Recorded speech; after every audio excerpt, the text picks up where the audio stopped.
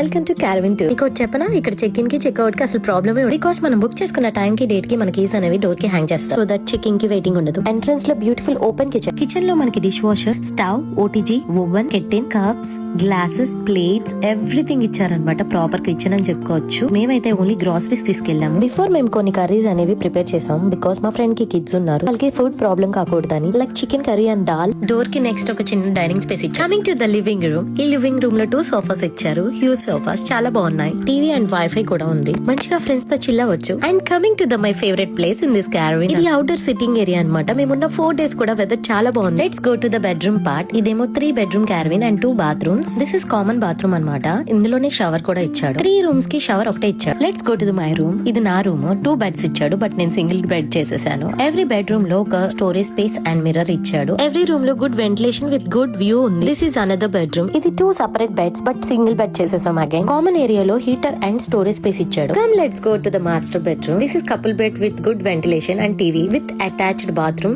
Only just toilet and shrink.